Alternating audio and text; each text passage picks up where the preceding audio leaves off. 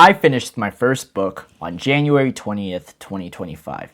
It's been 7 months since that event, and I've learned quite a lot about my first book, the positives I gained from it, the negatives, and the many things that I've influenced coming from that first book. As I'm finishing up my second book and going into my third one, there's plenty of things I want to share out and how to avoid the failure that I faced when I made my first book and the consequences that came with that first book in particular. If you don't know me, I'm Arnel Arcega. I'm an author, writer, motivator, and educator to make sure people can stay on top of things, whether it's through communication skills or writing, as you can see on this channel. If you want to see how I can personally help you, as you're more than likely a writer similar to me, you can check out my Instagram down below and we can work personally. All you have to do is DM me, right? And I can help you out with your first book. For now, looking at the title of this video, this is pretty self-explanatory to get to the gist of it, and I'm here to guide you through every step of the way from start to finish. Without further ado, here's what to do to make sure your first book doesn't fail. Now, as I said, the title in this video is kind of over-exaggerating it in terms of what I'm trying to showcase here. Your first book is not entirely a failure. It is, after all, your first book, but it's something you need to keep considering because it's the foundation you write. Going to my story, A Small World Smiles, which you can check out in the top link of the description after this video, is a book I've written fully. I've had it downloaded for quite a while, but because of the way it is, I'm just leaving it as a Google Doc down there. While I say full draft, it is not fully published, and I'm still yet to do things with that book. With that said, I've still fully written this full book with the help of one of my editing friends, John. And with that in mind, we both understood the importance of this first book and how well we can look into the full process. I've learned quite a bit in the past 7 months that I've seen from that first book to the current one I'm working on. It's a great understatement to see how far I've come along with it, knowing that I worked on that first book for about 8 months or so. And it's interesting to see there was a video I made a while ago about how I made that first book.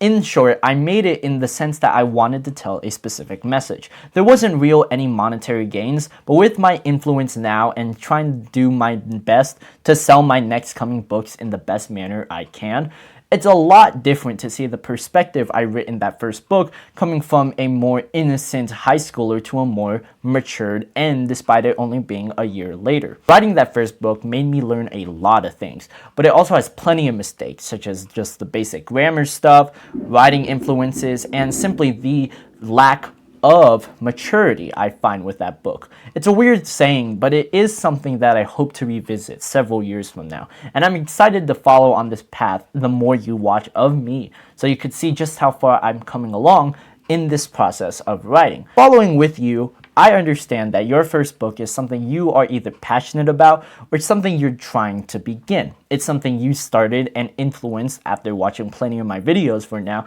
and it's something I'm truly proud of for you. But in this case of being your mentor and figure to help you write your first book, there's plenty of things you need to understand. First and foremost, your incentive. Why do you want to write the first book in the first place? Your first book is, again, the foundation. But what purpose does that first book have if it doesn't have a specific message? If it's something that you're not inherently passionate about, and it's something you're not willing to give up your time for.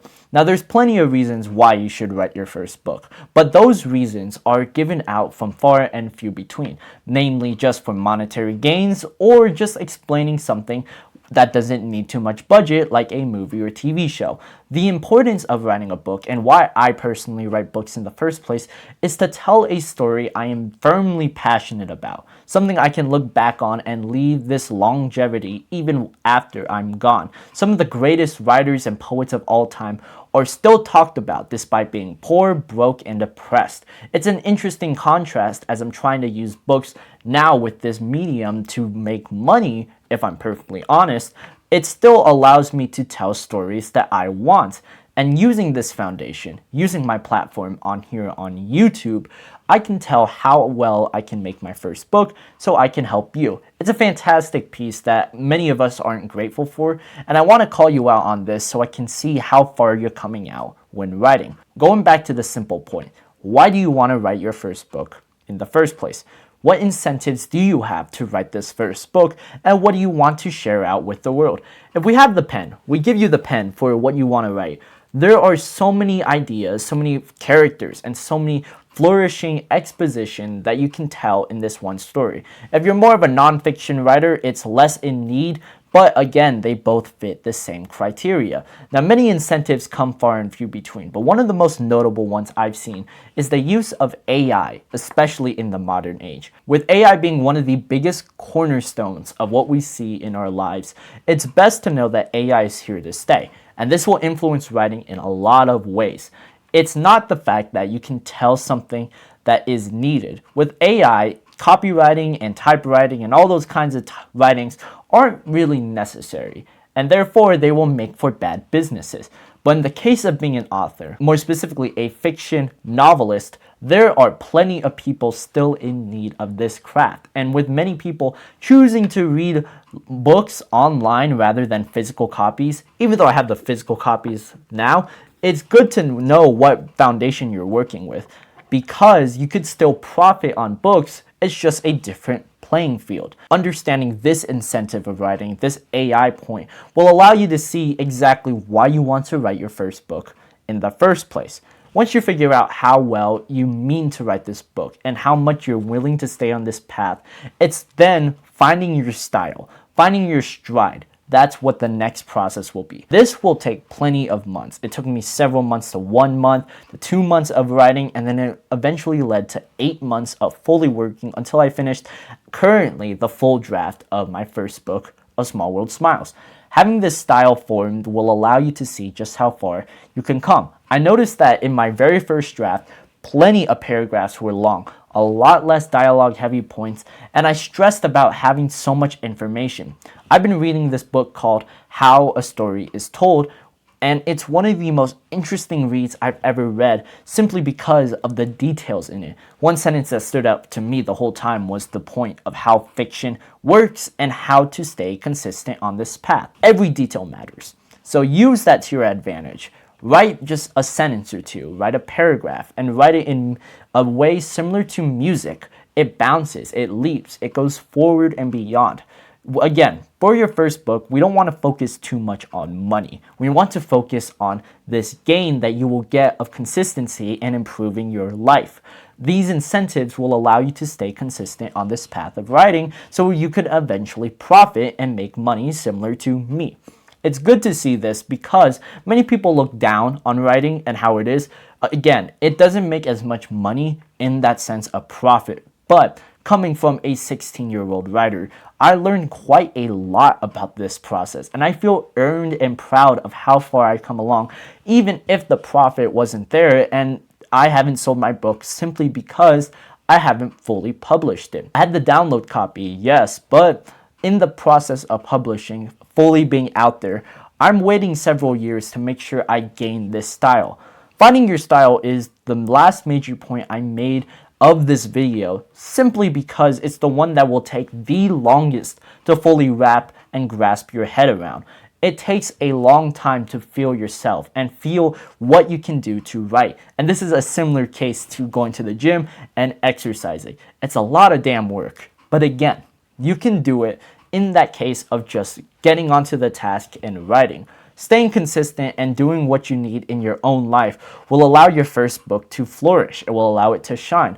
And the last major thing, the last major thing that I just came up with that I want to share out to you is to communicate your book effectively. This is the big answer to the title's question of what your book will be if you don't do this. The this is communicating it. If you do communicate your book, it will naturally be effective. Do what I do.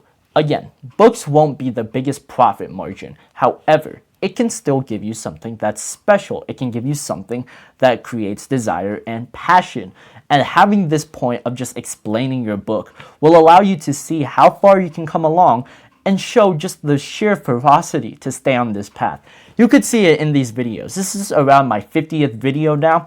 And in this making of this particular video, I've seen the progress I've made of both as a content creator and a writer. And it allowed me to be more confident in my writing, to stay more sophisticated, and work with people who I need to, like John. It allows me to see how far I can be in my writing, and I'm genuinely satisfied with how it is, even though I have much more to go. Taking in the point of today, what we need to do for you in order to make sure your book can flourish, whether it is your first book or the first one you're about to publish, is to make sure you find your style. Find the incentives you want to write and understand my own mistakes. Don't follow my own mistakes, because while experience is good in the face of writing, it's just about crafting your own path. And that's the beauty of writing. It's a beautiful experience to craft your own path, create something that will garner up an audience, and eventually make profit off of it, similar to me. Again, it's less about publishing the book that matters and more staying on a consistent path that will allow the book to shine. Quality of the book is up to you and how much effort you put into it. The more effort you put into it, naturally it will be better than the competitors seen in that space. And understanding how well you can stay on this creative control is the reason why you want to be a writer in the first place. You keep your creativity in check all the while you're profiting off in the form of ebooks nowadays. And that's what I want to advise to you. Open up that Google document, open up that Word document, and start typing away. Whether it's the plan or still working on that first book, type away the ideas. Let it go, let it release. And when you do that, I guarantee your first book will succeed no matter what you do. If you enjoyed this video, keep on watching my other ones. I want you to stay consistent on this path so you can stay and see the other structures you can, especially if you're in the planning stage. If you want to see me on my other socials, you can down in the description, along with that first draft of A Small World Smiles and the first draft of Artist v Critic, my second book. Until next time, keep on reading, keep on writing, and take care.